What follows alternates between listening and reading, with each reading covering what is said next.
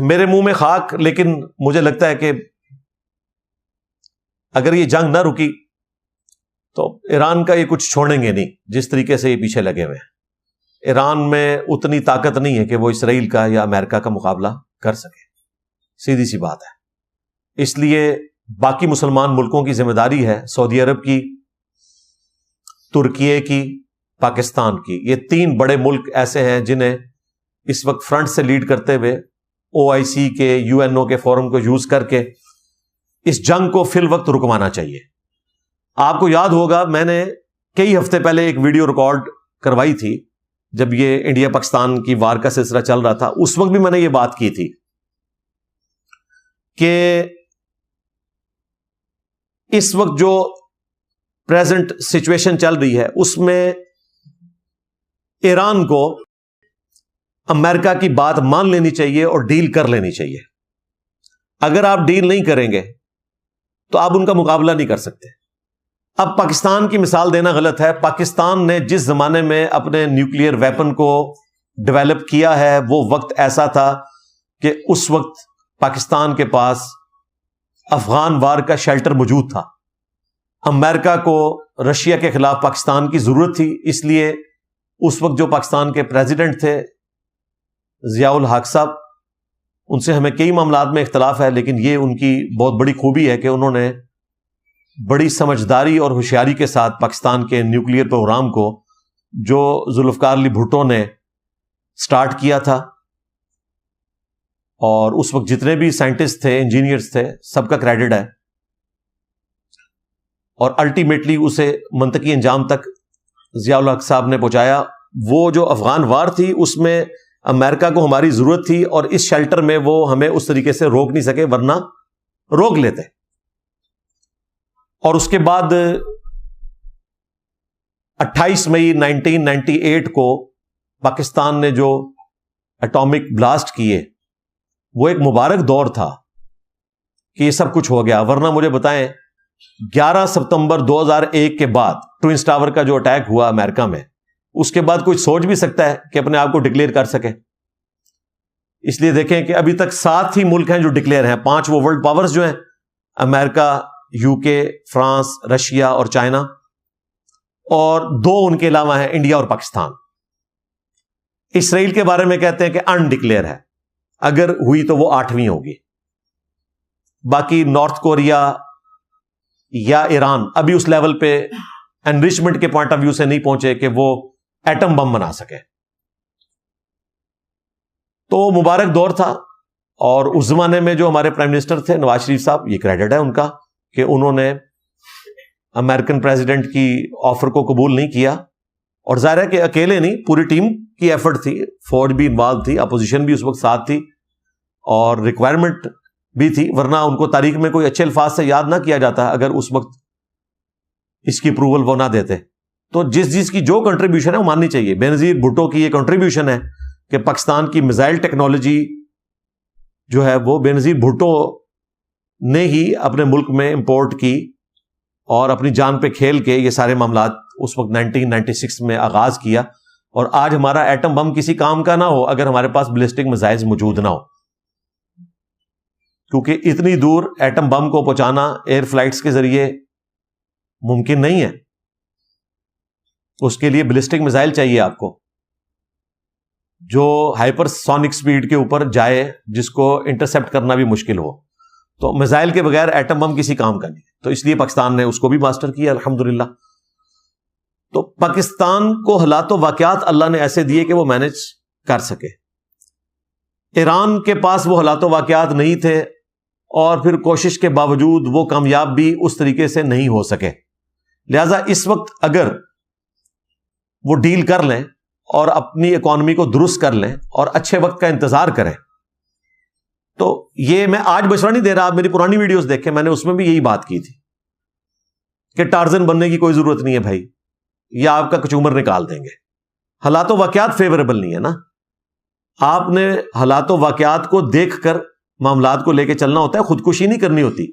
Vlogs آپ جس طرح کے مرضی بنائیں اے سی والے کمرے میں بیٹھ کے، وہ آپ کو اجازت ہے، تقریریں کریں، لیکن پریکٹیکلی وہی کچھ کریں جو کچھ کرنا چاہیے، جو پاکستان آج تک کرتا رہا۔ یہاں ہمیں ملی ترانوں کے اوپر لگا کے رکھا سب کچھ، لیکن اندر خانے امریکہ کے ساتھ بنا کے بھی رکھی. بالکل ٹھیک کیا، ایسے ہی کرنا چاہیے تھا. بنا کے رکھی ہے تو کسی لیول کے اوپر پہنچے ہوئے نا. ادروائز اگر آپ اس طریقے سے اندر خانے اس طرح کے معاملات کو لے کے چل رہے ہوتے، اور دیکھ لیں سارے ہی ایسے ہیں، یہ سارے ٹارزن ایسے ہیں. خان صاحب بھی آپ کو پتا ہے اوپنلی تو مخالفت کرتے تھے، اندر خانے آپ نے ان کی لیکس بھی سن لی کہ ہم نے امریکہ کا نام نہیں لینا، اور لوگ ان کا مذاق اڑا رہے تھے. مذاق ان کا ٹھیک اڑ رہا تھا کہ بھائی باہر تو ٹارزن بنتے ہو، لیکن اگر ٹیکنیکلی دیکھا جائے نا تو اصل بات یہ ہے کہ جو وہ کہہ رہے تھے وہ اس طرح ہی ہے. انڈیا کے ساتھ ہم نے دوستی کرنی ہے، باہر نکل کے انڈیا کو گالیاں نکالنی ہے، اندر بیٹھ کے ہم نے تجارت کی باتیں کرنی ہے. تو دنیا میں اس طرح نہیں چلا جاتا. ہمارے بھولے والے مسلمان جو ہے نا وہ ہمارے پولیٹیکل لیڈرز اور مذہبی لیڈرز کی تقریروں سے متاثر ہوتے ہیں کہ جیسے پتہ نہیں یہ کیا بجلی ان کے اندر بھری ہوئی ہے. وہ دیکھیں ہمارے وہ خادم رضوی صاحب بھی کہتے تھے کہ IMF قرضہ واپس مانگے تھے تسی کو آیا جے غوری. اندازہ کریں. اب آپ اگر مذہبی طبقے کے حوالے اپنی حکومت کر دیں، میں آپ کو یقین سے کہتا ہوں کوئی غوری نہیں آن لگا، یہ بھی دوستی کریں گے. یار مولانا فضل الرحمان صاحب سب سے زیادہ توانا آواز ہے نا پاکستان میں امریکہ کے خلاف. ایون انہوں نے یہودی ایجنٹ بھی کہنا شروع کر دیا خان صاحب کو، لیکن امریکن سفیر خود بتاتے ہیں کہ انہوں نے کئی دفعہ کہا کہ ہمیں بھی ایک دفعہ موقع دیں آپ. اندر سے سارے مانتے ہیں کہ غوث وقت امریکہ ہے، لیکن یہاں آپ کو تقریر میں بتائیں گے کہ جی وہ امریکہ کوئی خدا نہیں ہے. اور بھائی خدا کوئی نہیں مان رہا، لیکن پاور کو تو تسلیم کرنا پڑے گا نا آپ کو، جو پاور ہے جب تک کہ گر نہ جائے. یا تو آپ ان کے مقابلے میں اسٹرانگ ہوں، تو کہانیاں کروانی چھوڑیں بھائی، پریکٹیکلی آپ معاملات کو دیکھ کر چلیں. میرا خیال ہے اب بھی جو ایک چھوٹی سی ونڈو رکھی ہوئی ہے پریزیڈنٹ ٹرمپ نے کہ اگر اب بھی ڈیل کے لیے آپ تیار ہو جاتے ہیں تو ہم ڈیل کر لیں گے اور اس چیز سے آپ پیچھے ہٹیں، تو میرا خیال ہے بڑے ملکوں کو انوالو کر کے ڈیل کر کے ایران کو پیچھے ہٹنا چاہیے. اپنی اکانومی پہ توجہ دے. ایران دنیا کی ٹاپ کی 10 اکانومیز میں آتا ہے اگر یہ اپنی ڈیل کر لے. اس وقت تو غربت کا حال وہاں پہ جو ہے نا انٹرنیشنلی کر دیکھیں، وہ سروائیو صرف اس لیے کر رہے ہیں کہ تیل ان کا اپنا نکلتا ہے، اجناس اپنی اگاتے ہیں، اس لیے اندر سے تو وہ بظاہر آپ کو خوشحال نظر آ رہے ہیں، لیکن پریکٹیکلی اس وقت اگر آپ ان کی کرنسی دیکھیں نا، جا کے گوگل پہ ٹائپ کریں کہ ایک ایرانی ریال اس کی ورتھ کیا ہے ڈالر کے مقابلے پہ، تو آپ حیران ہوں گے کہ پاکستانی 283 روپیز ہوں تو $1 ملتا ہے، اور ایران کے 42,000 ریال ہوں، 4200 بھی نہیں،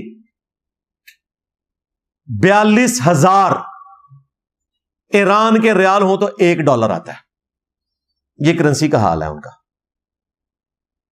اندر خانے اگر ان کا جو مہنگائی والا معاملہ نہیں ہے تو وہ زرخیز زمین کی وجہ سے تیل نکل رہا ہے. آج ان کے اوپر سے پابندیاں اٹھائی جائیں تو ایران ایسا ملک ہے جو $1 کا بھی مقروض نہیں کسی کا. ان کے پاس تیل ہی اتنا ہے، اور وہ تیل ظاہر ہے چائنا کو، انڈیا کو سستے داموں دے کر جو اپنی سینکشنز ہیں ان کے اندر جتنی ان کو باہر سے فوڈ کی ضرورت پڑتی ہے اس کے ایکویلنٹ وہ تیل بیچ سکتے ہیں، اور یوں اپنا آپ سمجھ لیں بریک ایون پوائنٹ کے اوپر گزارا کر رہے ہیں. لیکن اگر یہ پابندیاں ہٹ جائیں، ایران کو تو فائدہ ہوگا، پاکستان کو کتنا فائدہ ہوگا؟ پاکستان کے بارڈر تک انہوں نے لائن بچھا دی ہے گیس کی، آئل کی، تو پاکستان میں تو ریٹس نیچے آ جائیں گے، ہمیں سستا تیل مل جائے گا جو ابھی اسمگلنگ کے ذریعے آتا ہے، پورے ملک میں اویلیبل ہو جائے گا. تو اس پورے ریجن کا فائدہ ہے کہ اگر ایران ان کے ساتھ سمجھوتا کر لے. یہ کوئی سجدے میں گرنا نہیں ہے بھائی، آپ کو وقتی طور پر صلح حدیبیہ کرنی پڑتی ہے. نبی علیہ السلام نے تو اسٹرانگ ہوتے ہوئے کر لی تھی حالات و واقعات کی وجہ سے. آپ تو شاہی کوئی نہیں ہے اس وقت ان کے مقابلے پہ. اور یہ موقف میرا آج کا نہیں، میں بار بار کہہ رہا ہوں، میری پرانی ویڈیوز میں موجود ہے کہ ایران کو ڈیل کر لینی چاہیے، اور اس وقت کسی طریقے سے اپنے ملک کو کرائسس سے باہر نکالنا چاہیے. جو پابندیاں ان کے اوپر لگی ہیں ان سے باہر نکالیں.